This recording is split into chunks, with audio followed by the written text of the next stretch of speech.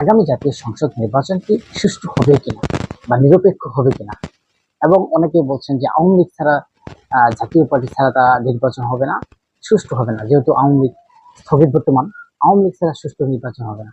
আওয়ামী লীগ যেহেতু পালিয়ে গেছে দেশকে 17 বছর জোরপূর্বক থেকে, সেই গণতন্ত্র হারিয়ে গেছিল আওয়ামী লীগের সময়। এখন বর্তমানে যে আওয়ামী লীগ ছাড়া নির্বাচন হবে, তাহলে সেটা কি কোনো গ্রহণযোগ্যতা হবে কিনা? আসলে সেটাও গ্রহণযোগ্যতা হওয়ার জন্য নির্বাচন কমিশনার বলেছেন, এবং একটা দল অংশ না নিলে বা তারা যেহেতু ফ্যাসিস্ট হিসেবে ঘোষণা হয়েছে, তারা না নিলে অন্য অন্য দল সবাই আসবে, সেখানে নিরপেক্ষ একটা নির্বাচন গ্রহণযোগ্যতা হবে।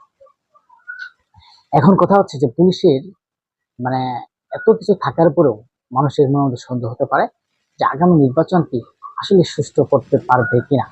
আপনারা দেখেন যে পুলিশের গায়ে যখন একটা বডি ক্যামেরা থাকবে, সামনে যখন একটা বডি ক্যামেরা থাকবে, সেই ক্যামেরা দিয়ে কিন্তু পুলিশ সহজেই তার মানে সামনে কোনো কিছু গন্ডগোল হলে বা ফুল সিলমারে ভোট নিবে বা জোরপূর্বক কোনো ক্ষমতা প্রয়োগ করতে চেষ্টা করলে পুলিশের সেই সিসি ক্যামেরায়, পুলিশের যে বডি ক্যামেরা আছে সেই ক্যামেরায় কিন্তু ধরা পড়বে। আর সেই ধরা পড়লে সেই কেন্দ্রে যদি কোনো ঝামেলা হয়, সেই কেন্দ্রে যদি কোনো নিরপেক্ষতা হারায়, কোনো ভোট যদি জোর করে মেনে না হয়, সেটা কিন্তু আপনার চলে যাবে, নির্বাচন কমিশনের কাছে চলে যাবে এবং সেখানে নির্বাচন স্থগিত করবে।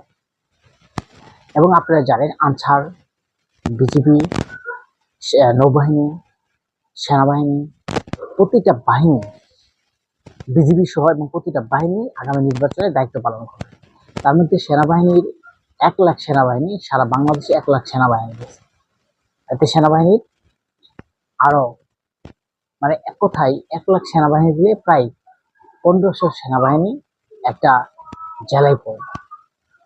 একটা জেলায় যদি 1500 সেনাবাহিনী পড়ে, একটা জেলায় যদি 5-7টা থানা থাকে, সেই থানাতে প্রায় আপনার 3 থেকে 400 করে পড়ে।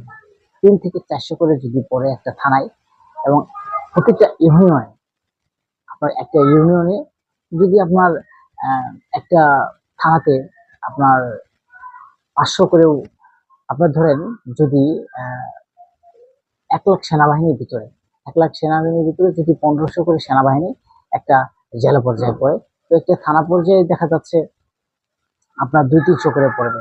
200-300 পড়লে একটা থানা পর্যায়ে যদি 200 বা 300 করে পড়ে, একটা ইউনিয়ন কিন্তু আপনার একটা থানার ভিতরে 9টা বা 10টা ইউনিয়ন থাকে বা 11টা এরকম ইউনিয়ন থাকে। 10টা ইউনিয়ন থাকলে দেখা যায় যে প্রতিটা ইউনিয়নে আপনার 10-15 জন করে সেনাবাহিনী পড়ছে।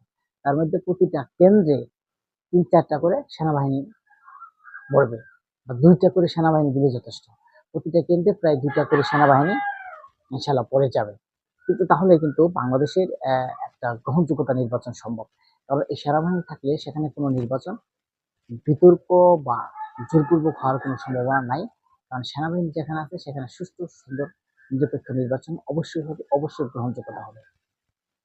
দর্শক, আমি আপনাদের যে বিষয় নিয়ে আলোচনার আজকের এই কথাটা বলার জন্য, যে স্বরাষ্ট্র উপদেষ্টা বলেছেন যে নির্বাচনকে সুষ্ঠু সুন্দর করার জন্য 40,000 বডি ক্যামেরা আর 1 লাখ সেনাবাহিনী অবশ্যই মাঠে থাকবে, এবং বিজিবি, আনসার বা সেনাবাহিনী অন্যান্য বাহিনী আছে, তারাও কিন্তু সেখানে উপস্থিত থাকবেন বা মাঠ পর্যায়ে দায়িত্ব পালন করবেন।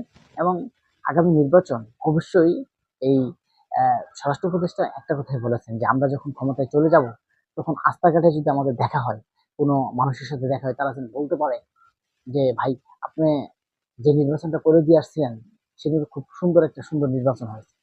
মানুষ যেন তাদেরকে গালিগালাজ না করে, এবং মানুষ তাদেরকে শত্রু যাতে না ভাবে, এবং সুন্দর একটা সুষ্ঠু নির্বাচন করছে এমন একটা মানুষ বলে, এটাই কিন্তু তাদের আশা। আমরা এ বিষয়ে যে বিষয়গুলো নিয়ে আলোচনা করার প্রধান